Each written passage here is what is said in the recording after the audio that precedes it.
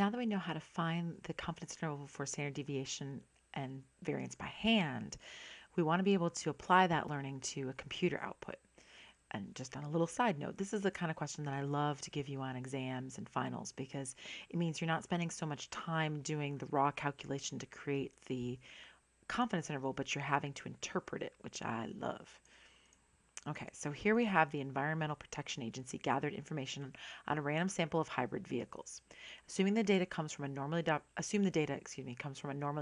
distributed population.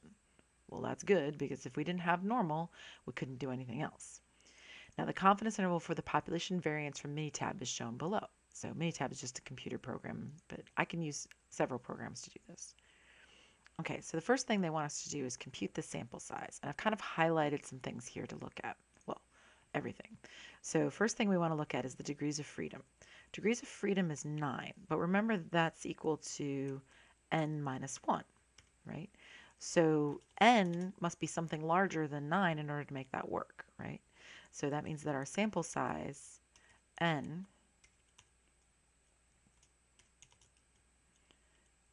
must be equal to 10, right? That way, in order for your sample size, your degrees of freedom to work out, the sample size must be 10 because 10 minus 1 makes 9. It's just a little bit of logic there.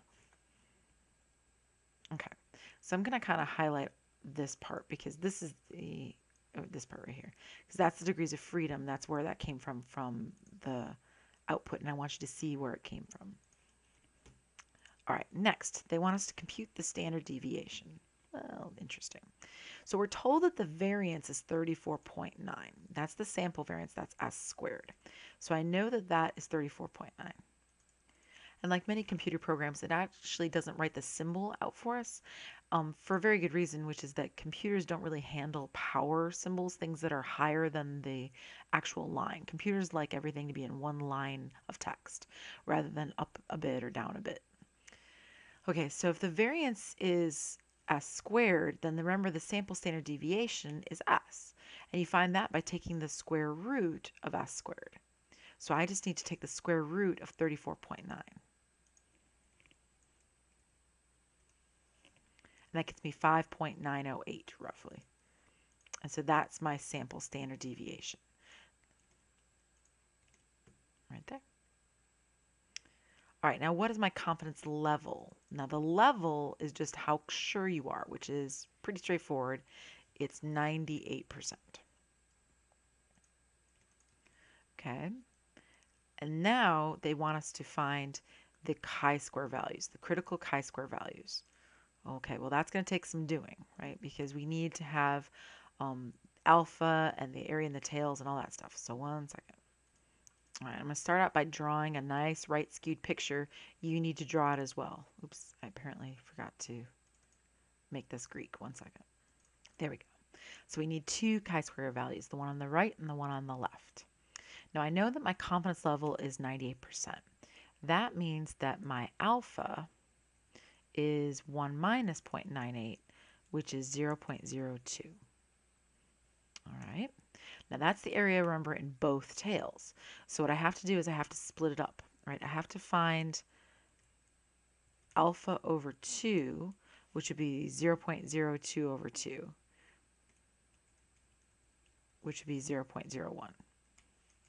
There's one of my columns.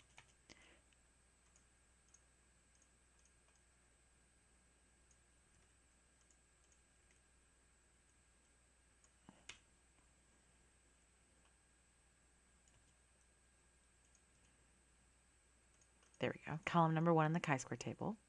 Then I have to find the other one, which is 1 minus alpha over 2. That would be 1 minus what I just found, which is 1 minus 0.01, which is 0.99. And that would be column number 2 in my chi-square table. All right, so I know which columns I'm going to. I just need to figure out the rows, and I'm good. Let me kind of throw that in right here. Degrees of freedom is n minus 1. But we know that we had, oh, I don't even need to do that. It's 9, right? Because it was given to us in the problem. Let me give it a little blue box right here. So we know that it's 9 right here. So that means that that's the row that we're going to go to in the chi-square table. It's straight, simple as that. All right, so I know what row I'm going to. I know what columns I'm going to. I have to go to 2 of them, excuse me. So let's go grab it. Let me grab the table. All right, I need to go to the 9th row, so it's going to be row number 9. I'm going to the 0.01 column, which is 21.666. And then I'm going to the 0.99 column, which is 2.088. So those two numbers are my two chi-square values.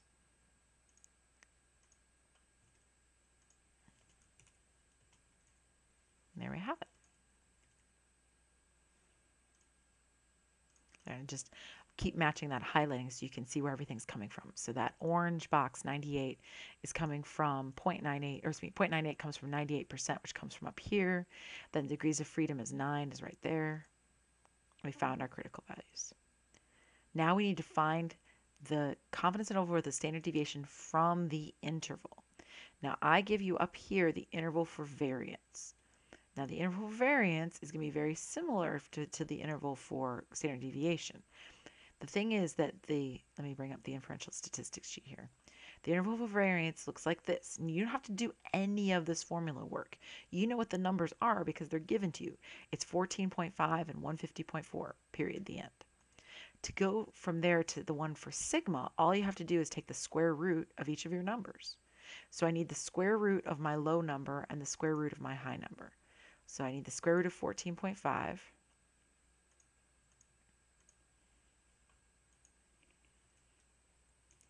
and the square root of 150.4.